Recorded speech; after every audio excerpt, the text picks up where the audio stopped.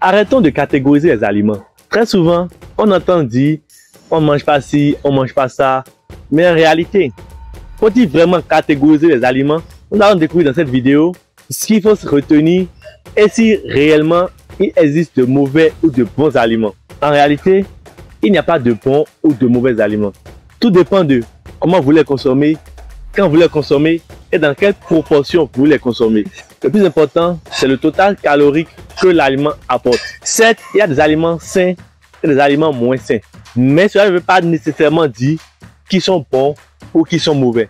Si vous prenez par exemple un burger, qui est un aliment catégorisé souvent de mauvais, et que de l'autre côté, vous prenez juste des légumes qui sont catégorisés de bons, et que le burger vous rapporte par exemple 100 calories, et que les légumes vous rapportent par exemple 150 calories, à la fin du compte, vous allez consommer plus de calories en consommant des légumes que en consommant un burger.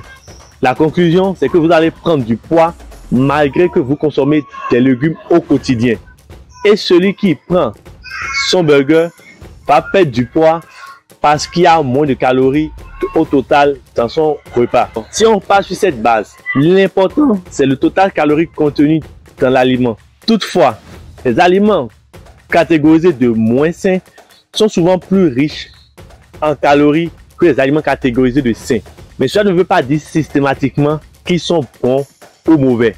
Un autre exemple, dans votre régime, si prendre un burger une fois par semaine vous permet de vous sentir mieux dans votre peau, vous permet de vous sentir plus détendu et vous permet de vous sentir moins stressé, alors que consommer des légumes, pour vous, a priori, c'est un régime, c'est plus stressant, c'est plus difficile à appliquer. Est-ce que dans ce cas, prendre un burger est forcément mauvais alors qu'il vous rapporte plein de bienfaits sur le plan émotionnel et sur le plan mental, alors que de l'autre côté, prendre des légumes, en soi, ce que j'essaie de vous expliquer, c'est qu'il n'y a pas de bon ou de mauvais aliments.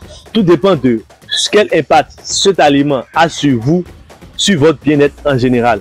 Toutefois, gardez en tête que les aliments trop riches en calories ou des aliments trop industriels, en dehors du fait qu'ils soient bons ou qu'ils soient mauvais ou autres, ont plus d'impact négatif sur votre santé que les autres catégories d'aliments qui sont catégorisés de plus sains. Mais je répète encore une fois, cela ne veut pas dire qu'il y a de bons ou de mauvais aliments. J'espère que cette vidéo vous a permis de faire la part des choses, de comprendre qu'en réalité, il n'y a pas de bons ou de mauvais aliments, mais il y a plutôt des aliments sains et des aliments moins sains.